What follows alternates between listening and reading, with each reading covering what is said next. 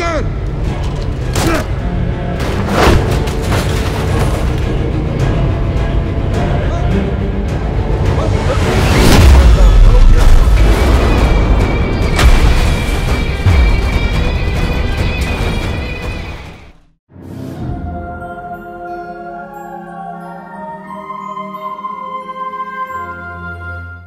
Sebenarnya saya sudah mencoba review film ini dulu pas pertama rilis di bioskop, tapi bacotan saya itu saya rasa tidak jelas arah pembicaraannya kemana. Maklum dulu hanya iseng-iseng aja bikin video review film. Apa yang kepikiran sepintas langsung saya luapkan. Intinya isi bacotan itu adalah saya sedikit kecewa dengan film Gundala ini. Apa yang saya ekspektasikan tidak sepenuhnya terbayarkan. Saya dulu cuma pengen tahu dan pengen mengenal karakter hero Gundala itu kayak apa, kekuatannya seperti apa, gimana cara dia dapat kekuatannya. Layaknya cerita origin superhero yang lain lah kayak apa. Karena jujur, saya nggak familiar dengan karakter Gundala ini. Sayangnya, kesan yang pertama kali saya dapat bukan seperti itu. Terlalu banyak storyline yang menutupi inti cerita film ini. Saya nggak dapat aja karakter Gundala sebagai jagoan di filmnya. Banyak sekali pesan yang mau disisipkan oleh Joko Anwar di film ini di banyaknya storyline yang ada. Pada intinya, it's too much lah buat saya. So ya, semenjak saat itu saya nggak pernah lagi menonton full film Gundala ini. Saya kira tidak ada waktu yang lebih tepat untuk menonton ulang film ini selain sekarang, sebelum film Bumi Langit Universe yang kedua rilis, yaitu Sri Asih. Saya putuskan buat rewatch film ini dengan pikiran yang dibalik. Apa benar filmnya nggak cukup jelas mengenalkan karakter Gundala, atau sayanya aja yang kurang nangkep? So ya, let's dive in. Mari mulai dari sisi positif dulu ya. Saya sangat suka dengan babak pertama film ini. Joko Anwar pengen banget buat kita sebagai penonton peduli dengan karakter utamanya, Sancaka. Memang, saya rasa durasi perjalanan Sancaka kecil ini sebenarnya bisa dipadatkan lagi. Tapi pada akhirnya saya bisa memaklumi karena kita sukses dibuat mengerti dan peduli dengan karakternya di seperempat awal film ini. Dan menurut saya, seperempat awal film ini adalah bagian terbaik dari filmnya. Tidak terlalu banyak storyline yang ruwet, fokus pengembangan karakter Sancaka. Sebenarnya Joko Anwar menyisipkan setup buat ngebangun universe Bumi Langit ini lewat karakter Awang. Untungnya porsinya cukup dibatasi sehingga gak ngeganggu karakter Sancaka. Dan menurut saya setup buat ngebangun universe Bumi Langit ini seharusnya dilakukan seperti ini. Cukup ditis aja, jangan terlalu over. Sayangnya itu gak terjadi dari pertengahan hingga akhir film ini. Balik lagi ke awal film, aspek-aspek teknikal menurut saya juga paling oke di seperempat awal film. Sinematografi dari Ical Tanjung paling bagus dan konsisten di awal film. Gabungan setting lokasi asli dengan visual effect juga paling bagus di awal film. Dan bagi saya, musik scoring yang dibuat di film ini paling kerasa juga di awal film. Tentunya awal film ini gak sempurna. Akting dari Mujaki Ramadan sebagai Sancaka kecil dan juga Faris Fajar sebagai Awang terkadang terasa canggungnya. Apalagi ditambah dialog-dialog yang kerasa kurang pas, malah makin bikin canggung momen yang ada. Jangan mati, Pak! Pak!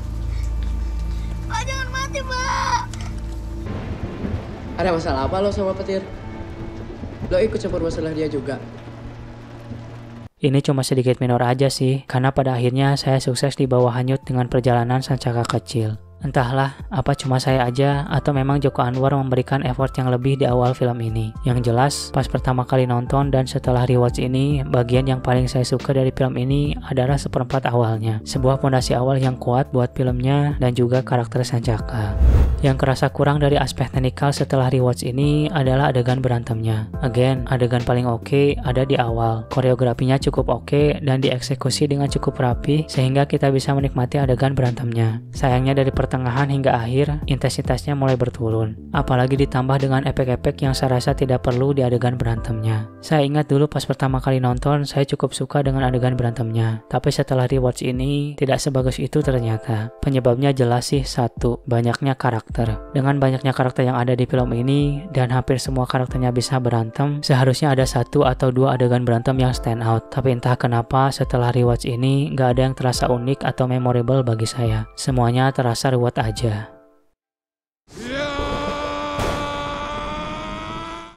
Setelah di awal kita difokuskan ke karakter jagoannya Sancaka, selanjutnya kita dipindahkan fokusnya ke karakter musuhnya Pengkor. Jujur, pas pertama kali nonton, saya nggak ngerti loh apa sebenarnya mau Pengkor. Apa sih tujuannya? Benar-benar terlewatkan oleh saya pas menuju ending filmnya. Seharusnya kalian terima kasih. Anda ingin setiap anak seperti Anda marah terhadap dunia. Padahal ini penting loh buat karakternya, tapi kenapa ya kok saya ngelewatkan dialog penting ini? Well, sekarang saya tahu penyebabnya. Waktu itu menuju ending, saya sudah lelah buat ngikutin dialog-dialog syarat makna di film ini. Ya, di awal saya nggak ada masalah sih Joko Anwar ingin menyisipkan pesan-pesan yang ngena lewat monolognya. Tapi saya rasa monolog dari karakternya terlalu banyak, jadi capek buat ngikutinnya. Ayahnya dulu adalah pemilik perkebunan terbesar di Jawa. Dulu adik ayahnya sengaja memasukkannya ke panti asuhan yang terkenal dikelola. Keluargaku turun-temurun tidak selalu kaya. Tapi ada satu hal yang saya sayangkan Ganda. Bahkan dalam masa-masa tenang saja, museum di negeri ini lebih sepi daripada kuburan di malam hari. Aku ketemu dia pertama kali umurnya masih 4 tahun. Ada banyak aturan di dunia ini. Langit biru, laut biru, hutan hijau. Monolog ini makin terasa lelah buat diikutin karena dialognya kerasa banget di dubbing. Karakter-karakter ini nggak kerasa ngomong langsung gitu, kayak lagi ngomong di dalam studio rekaman aja menurut saya. Saya memang sangat mengapresiasi Joko Anwar yang komit buat banyak gunain lokasi asli di filmnya. Tapi semoga di film BCU selanjutnya, adegan dialognya dapat ditangkap dengan jelas ketika syuting di lokasi. Jadi nggak perlu dubbing tambahan. Asli bagi saya ganggu banget aspek yang satu ini. Otak saya langsung terdistraksi ketika monolog ini diutarakan. Bukannya saya mikirin karakter ini ngomong apa, saya malah kepikir, ya dialog ini mah kayaknya di dubbing, bibirnya aja nggak pas tuh. Kurang lebih seperti itu. Ekspektasi utama saya pas pertama kali nonton film ini adalah pengen tahu Gundala itu siapa, kekuatannya gimana, atau apa sih makna nama Gundala itu. Sayangnya hal itu nggak saya dapat. Filmnya dengan sengaja menyimpan misteri asal-muasal kekuatan dari Gundala. Bahkan nama Gundala pun hanya disebut satu kali di film ini. Tentunya saya sangat kecewa dong pas pertama kali nonton. Saya pengen tahu Gundala, tapi kok malah dibuat misteri. Well, untuk hal ini sebenarnya penggambaran dan penjelasan dari filmnya sudah cukup. Hanya saja, lagi-lagi sayanya aja yang kurang memperhatikan. Dialog penting tentang kekuatan Gundala bisa terlewatkan dengan mudah. Hanya ada di pertengahan dan di akhir film. Disambar petir sakit sekali. Gurunya bisa memecahkan kaca dan barang-barang lain yang beresonansi dengan frekuensi suaranya. Saya tidak paham dengan kejadian tadi. Kenapa pedangnya? Petir menimbulkan suara gemuruh. Benda yang frekuensinya sama akan hancur. Jika teman-teman sudah lelah dan capek menyimak banyaknya monolog di film ini, teman-teman pasti akan sedikit kebingungan ketika ending filmnya. Kok itu kacanya bisa pecah?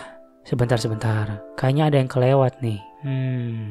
Itulah kelemahan utama film ini. Bahkan setelah rewatch pun, saya rasa filmnya tidak cukup baik menjaga interest penonton. Banyaknya monolog bisa membuyarkan dialog-dialog penting yang lain, setidaknya buat saya. Tapi, jika teman-teman kuat dengan hal ini, atau teman-teman malah suka dengan banyaknya monolog di film ini, saya rasa teman-teman akan cukup mengerti dan terpuaskan dengan film ini. Menurut saya pribadi, agak kurang sih penggambaran kekuatan Gundalanya hanya di akhir saja, di mana saya sudah kehilangan interest akan filmnya. Oke lah, untuk showcase kekuatan Gundala memang kurang di film ini. Tapi ada hal positif lain sebenarnya yang saya dapat setelah rewatch film ini yang sebelumnya saya nggak dapat ketika nonton pertama kali, yaitu progres karakter Sancaka. Pondasi karakternya sudah cukup baik sejak awal film, sebenarnya dikembangkan dengan baik pula hingga Sancaka dewasa. Progresnya emang ada di situ, andai saja kita memperhatikan. Saya bisa menotis hal ini karena memang ketika menonton ulang film ini, saya pengen fokus dapat karakter Sancaka. Karena saya tahu karakter Gundala sengaja dibuat misteri oleh Joko Anwar. Banyak momen sebenarnya yang mendorong Sancaka hingga mutusin buat jadi jagoan. Karakternya terus dipush dengan storyline yang berhubungan dengan nuraninya. Karena kalau kita diam saja melihat ketidakadilan di depan mata kita, itu tandanya kita bukan manusia lagi. Belajar buat ngurus hidup lo sendiri. Karena kalau lo ikut campur masalah orang lain, hidup lo bakal susah. Belajar buat ngurus hidup lo sendiri. Karena kalau lo ikut campur masalah orang lain, hidup lo bakal susah. Gak ada gunanya hidup kalau nggak peduli dan cuman mikirin diri sendiri. Gak masalah. Mereka ini nggak punya harapan sebelumnya. Kemarin tiba-tiba mereka punya karena kamu datang. Cuma itu yang mereka butuh. Kalau kita nggak mau ngelawan ketidakadilan di depan mata, itu artinya kita sudah kehilangan kemanusiaan. Here I come.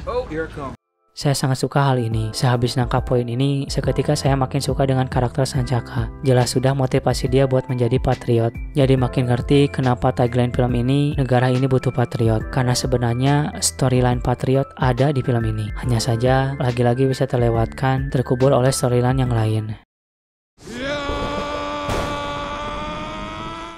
Film Gundala ini sebenarnya bagus, andai saja kita kuat menyimaknya. Aspek teknikal seperti sinematografi, setting lokasi, juga musik memang paling bagus di awal filmnya. Seperempat awal film ini pasti berhasil menarik perhatian kita. Hanya saja kita butuh perhatian lebih dari pertengahan hingga ending karena banyaknya storyline yang ada. Filmnya emang kurang begitu baik menjaga ketertarikan kita ketika menontonnya. Pendalaman jagoan utamanya sebenarnya ada di filmnya. Hanya saja bisa terlewatkan apabila kita sudah lelah menyimak monolog-monolog yang ada. So ya, balik lagi ke teman-teman semua. Kuat atau tidak kuat menyimaknya. Buat saya pribadi, saat rewatch pun saya tetap ngerasa capek buat menyimak banyaknya monolog di film ini. Tapi dari rewatch ini juga, saya menotis poin sebenarnya yang mau disampaikan film ini. Negeri ini butuh patriot. Dan ya, pesan itu bisa saya tangkap akhirnya setelah menonton ulang filmnya.